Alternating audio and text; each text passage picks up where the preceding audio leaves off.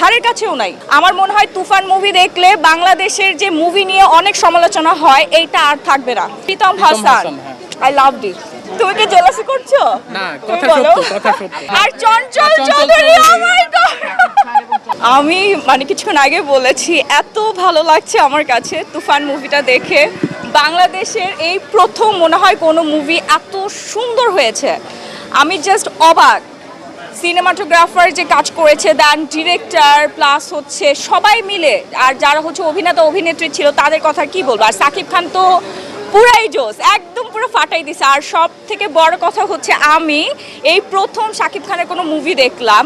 Trailer দেখে আমি আসলে মুভি দেখতে আসছি। অনেকেই বলেছিল এনিমেলের নকল, তারপর কেজিএফ এর নকল। আসলে এনিমেল কেজিএফ এইগুলো মানে তুফানের ধারের কাছেও নাই। তুফান হচ্ছে এনিমেলকে ফেল করে দিছে, কেজিএফকে ফেল করে দিছে। এত সুন্দর হচ্ছে অ্যাক্টিং, তারপর অ্যাকশন লেভেল, তারপর লুকিং, কস্টিউম, সব কিছু একদম সুপার সুপার সুপার। সবার আসলে দেখা উচিত তুফান মুভিটা। আমার মনে হয় তুফান মুভি দেখলে বাংলাদেশের যে মুভি নিয়ে অনেক সমালোচনা হয় এইটা আর থাকবে না। সবাই সবাই সবাই স্যাটিসফাইড থাকবে, 100% স্যাটিসফাইড থাকবে। ভালো মানে সিনেমা দেখা শিখেছে অবশ্যই। তাই সাকিব ভাই মনে করেন যাই যেটাই বলুক, একটা ফ্যান ফলোয়ার তো আলাদা, সেটা জানেনি। সাকিব ভাই সিনেমা সাথে যত বড় বড় স্টারের সিনেমা আসুক, সাকিব ভাই সিনেমা আসলে সবাই কিন্তু দর্শক সাকিব ভাই ছাড়া অন্যটা কেউ দেখবে না। তো সেই হিসেবে সিনেমা আগের তুলনায় অনেক ভালো হয়েছে এবং সাকিব ভাইয়ের লুক এবং যে অ্যাকশন মনে হয় না অতি। আসসালামু আলাইকুম সুপ্রিয় দর্শক শ্রোতা ও আমার কলেজের ভাই বোনেরা, বাংলাদেশের টপ নিউজ হচ্ছে এখন একটাই, সাকিব খানের তুফান সিনেমা।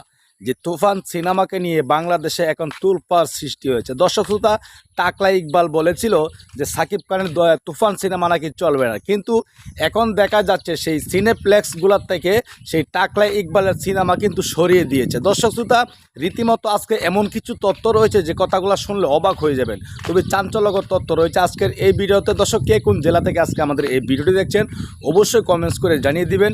সেই সাথে ভিডিও শুরুতে কিছু ভিডিও ফুটেজ দেখেছেন, এমনকি আমাদের হিরো আলম সাহেব কি বলেছে সেই তুফান সিনেমাকে নিয়ে, সাকিব খানের সিনেমাকে নিয়ে, সেই ভিডিওটি রয়েছে আজকের এই ভিডিওতে। অবশ্যই আজকের এই ভিডিওটি সম্পূর্ণ দেখবেন। আর চ্যানেলে নতুন হয়ে থাকলে চ্যানেলটি সাবস্ক্রাইব করে রাখবেন। ফেসবুক পেজ থেকে দেখে থাকলে অবশ্যই আমাদের পেজটি ফলো দিয়ে রাখুন, একটি লাইক দিয়ে দেখতে থাকুন সম্পূর্ণ ভিডিওটি। কে কোন জেলা থেকে আজকে আমাদের এই ভিডিওটি দেখছেন অবশ্যই কমেন্টস করে জানিয়ে দিন। সুপার, সবার আসলে দেখা উচিত তুফান মুভিটা। আমার মনে হয় তুফান মুভি দেখলে বাংলাদেশের যে মুভি নিয়ে অনেক সমালোচনা হয় এইটা আর থাকবে না। সবাই সবাই সবাই স্যাটিসফাইড থাকবে, 100% স্যাটিসফাইড থাকবে। খুবই দুর্দান্ত ছিল। আর হচ্ছে ওপার বাংলা যে নায়িকা ছিল মিমি, তার অ্যাক্টিং লেভেল তো দুর্দান্ত, খুবই সুন্দর হয়েছে। আর রায়হান রাফিকে আমি অনেক অনেক অনেক থ্যাংক ইউ দেই। থ্যাংক ইউ ভাইয়া, এত সুন্দর একটা মুভি আমাদেরকে উপহার দেওয়ার জন্য। ফ্যামিলি নিয়ে আসছি, বেবি নিয়ে আসছি, তারপর হাজব্যান্ডের সাথে আসছি। যদিও হাজব্যান্ড যদিও পাশে আছে, আমি এক কথায় সাকিব খানের উপরে ক্রাশ। এত সুদর্শন নায়ক যে আছে বাংলাদেশে, ওনাকে আসলে গড়ে তুলেছে রায়হান রাফি, ওনাকে গড়ে তুলেছে। তুমি কি জেলাসি করছো?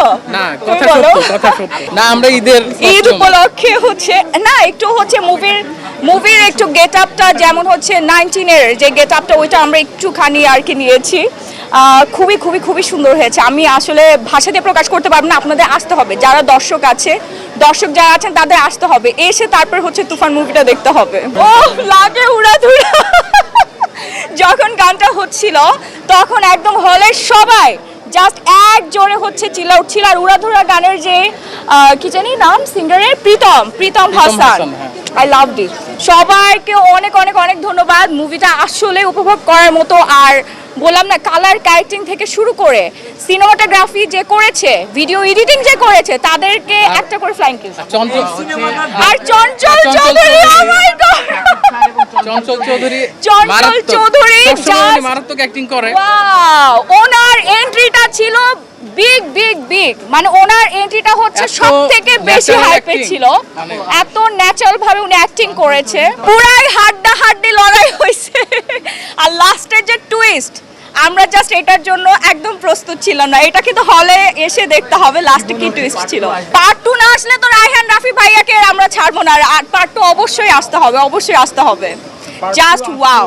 অবশ্যই এটা পরিবার নিয়ে দেখার মতোই সিনেমা, এত এনজয় করেছি, আমার বেবি এত এনজয় করেছে, আমি এইটা সব থেকে বেশি খুশি হয়েছি। কারণ ম্যাক্সিমাম টাইমে হলিউডের মুভি দেখে, ও বাংলাদেশের নায়কদের নামই জানে না, নায়িকাদের নাম তো আরো আগে জানে না, কিন্তু ও আমার বেবিও আজকে হচ্ছে সাকিব খানের বিশাল বড় একটা ফ্যান হয়ে গেছে। না বাবা বলো, তুমি বলো। সাকিব খানের বিশাল বড় একটা ফ্যান হয়েছে। আমি আগে হলিউডের ফ্যান ছিলাম, যারা স্পাইডারম্যান তাদের আমি ফ্যান ছিলাম। আজকের মুভিটা দেখে আমি সাকিব খানের পুরোই ফ্যান হয়ে গিয়েছি।